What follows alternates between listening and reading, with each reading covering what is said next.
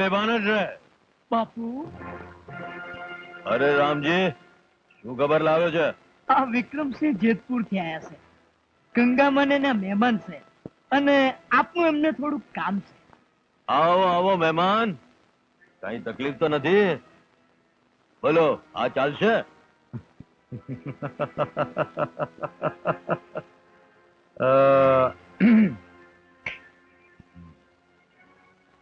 કાળુભા, ચાલવાને તો આપણને પહેલી ધારનો પણ ચાલશે. અને વાત રહી તકલીફની, તો જે તકલીફ તમને છે એ જ તકલીફ મને પણ છે. એટલે ચંદન જેમ તમારા માર્ગમાં અડો આવે છે, એ જ પ્રમાણે મને પણ નડ્યા કરે છે. ભાઈ, તમને તમારા ધંધામાં નડે છે અને મારા ને કેસર વચ્ચે ઈ કાંટાની જેમ ખૂંચે છે. મહેમાન, એ કાંટાને ઉખેડી નાખવા તો હું મોકાની રાહ જોઈ રહ્યો છું.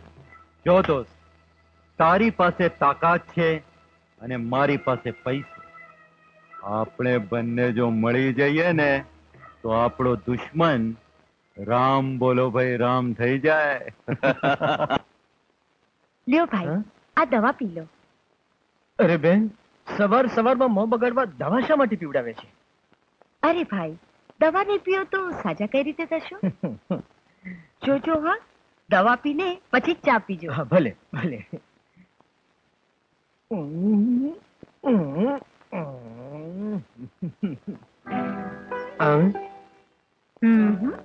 પહેલા દવા પછી ચા.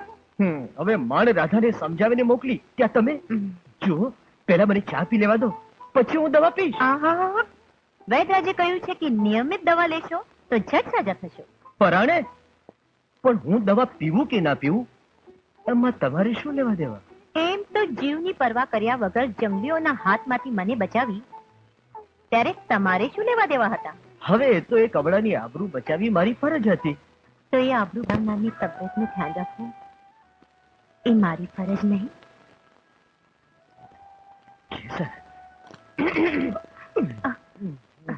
તો એમ વાત છે મોટા ભાઈ, દવા પીતા મોં નહોતું બગડતું, પણ દવા પીવડાવવા વાળીની રાહ જોવાતી હતી. કે હાશ, હવે મારી ચિંતા ઓછી થઈ. મારા સિવાય મારા ભાઈની ચિંતા કરનાર કોઈ તો છે. કેમ ભાઈ? રાધુરી,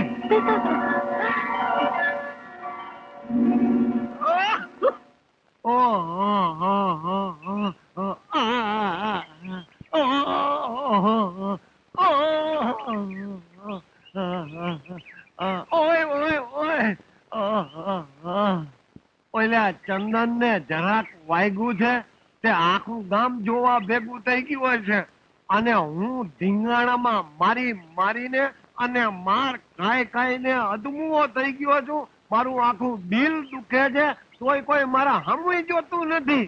અરે રે, મારે તો ઉપર આબ નીચે ધરતી, નહીં કોઈ હગું નહીં કોઈ વાલું.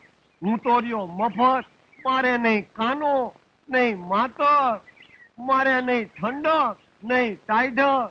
આ જમણા હાથને જસ દઈ અને હાથે હાથે ગોટા શેક કરું છું. ઓય ઓય ઓય લાવો ને, હું ગોટા શેક કરી દઉં.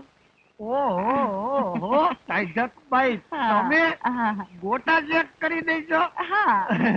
હવે મને એમ લાગે છે કે મારું કોક છે. લ્યો લ્યો, આ ગોટો લ્યો, કરો ગોટા શેક શીખો. ઓહો, ટાઈઢક ગૌરી, તમારું નામ ટાઢું, પણ તમારા હાથમાંનો ગોટો તો ઊનો ભડકા દેવો છે. લ્યો લ્યો, બંડી ઊંચી કરીને ગોટા ચેક કરો. હા, લ્યો, ઢીલી કરી દો. ગોટા શેક તમે કરો તમારે. ટાઈઢક ગૌરી, આ તમે આમ ગોટા ચેક કરતા રહ્યો ને તો હું કઈક ધીંગાણા ખેલી નાખું. ધીંગાણા ખેલો? હા, ઈ બાને તમે ગોટા ચેક કરવા તો આવો ને. ક્યાં તમે ટાઈઢક ગૌરી અને ક્યાં ઓઈલી ઠંડક ગૌરી? ઠંડક? હા. આ ઠંડક કોણ છે? અરે, એની આયરે મારી નાનપણમાં હગાઈ થઈ છે. પણ તમે જો આવો ગોટા શેક કરો ને જો ઈ ગોટા શેક મને ભાવી ગયો ને, હા તો? અરે તો ઈ ઠંડક આયરેની હગાઈ હું તોડી નાખું. એ વાહ! તારા ડોળ્યા, તારે સગાઈ તોડવી છે કાં? ચાલ હા. ગંજીમાંથી ગોટો નીકળ્યો. અરે પારકા ભેળાને ગોટા શેક કરતા તને શરમ નથી આવતી? અરે બિચારાનો વાહો દુખે છે એટલે ગોટા શેક તો કરવો જ જોઈએ ને. આ કેવો સારો માણસ છે. અલ્યા એ સગાઈ મારી સાથે કરી અને ગોટા શેક આની પાસે કરાવે છે કાં? અરે હું તો રહ્યો મફત. મારે તો ગોટા શેક થી કામ, પછી ટાઈઢક ગૌરી કરે કે ઠંડક ગૌરી. મફત ટાઈઢક થાય કે મફત ઠંડક, શું ફેર પડે? એમ ફરક નથી પડતો કાં? અરે તો મારો ખરો કર્યો. પથારી ફેરી. લાવ ગોટો મારી પાસે, હું શેક કરીશ.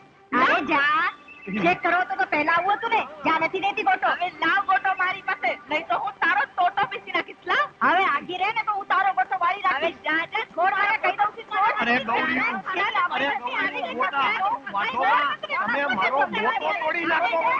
અરે રે, ગંજી તોડી નાખી. ઠંડક તોડી.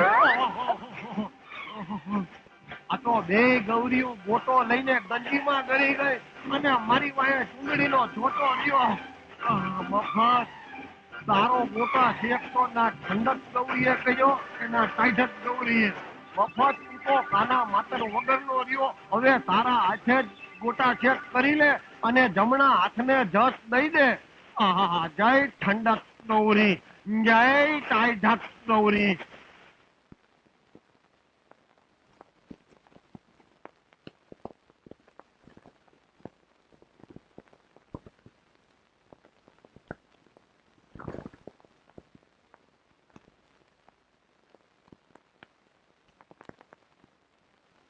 કેસર, રાધા, હવે મોટાભાઈની તબિયત સારી થઈ ગઈ છે. એમને દવા પીવડાવવાની જરૂર નથી. ના ના, એવું નથી. હું તો તને મળવા આવી હતી. થયું કે ચાલો તને ઘરકામમાં મદદ કરું. વારે વાહ, મને મળવા આવી હોત તો સીધી રસોડામાં આવી હોત. અહીં ઊભી ઊભી શું વિચારતી હતી? અને ઘરકામ તો પતી ગયું છે. આ ભાતું આપવાનું બાકી છે તે હું જઈ રહી છું. એ રાધા, આજે ભાત દેવા તું ના જાય તો ના ચાલે? એટલે મારા મોટાભાઈને ભૂખ્યા રાખવા છે? ના ના, આજે હું જાઉં તો? ઓહો, એમ વાત છે. પણ આમ એકાદ બે દિવસ જમાડવાથી નહીં ચાલે. જિંદગી સુધી જમાડવાનો ઈરાદો હોય તો વાત અલગ છે. ચાલ હટ રાધુડી.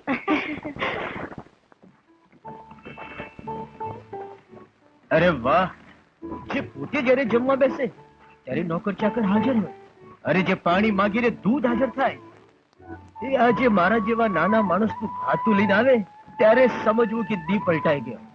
ના, એમ નહીં. પણ અહીં આવીને ને તમારા બધાને વચ્ચે રહીને મને એ સમજાયું છે કે માનવીએ દરેક હાલતમાં જીવતા શીખવું જોઈએ. પણ તારે શીખવાની શી જરૂર છે? જરૂર છે ચંદન. હવે એ દિવસો દૂર નથી જ્યારે મારે શ્રીમંતાઈનું પડખું મેળીને શ્રમ ઉઠાવવું પડશે. શણગાર છોડીને સાદાઈથી રહેવું પડશે. હજી પણ વિચાર કરી લે કેસર. પ્રેમના આવેશમાં આવીને પૈસાદાર છોકરીઓ જ્યારે ગરીબ માણસ સાથે પરણે છે પછી એ પાછળથી પછતાય છે. મારા જેવા એક ગરીબ માણસ સાથે તું તારું જીવન વિતાવી શકીશ? તું ભલે ગરીબ હોય પણ સ્વમાની તો છે ને તું જો મારી પડખે હોઈશ તો હું ગરીબીને ગૌરવ ને સ્વમાનને શણગાર સમજીશ. ને એ ગૌરવને શણગાર સજવા મારું હૈયું એ દિનની વાટ જોઈ રહ્યું છે ચંદન. હા કેસર, તને શણગાર સજીને જોવા મારું હૈયું પણ ઘણું આતુર છે. ચાલ જમી લે. આ લે.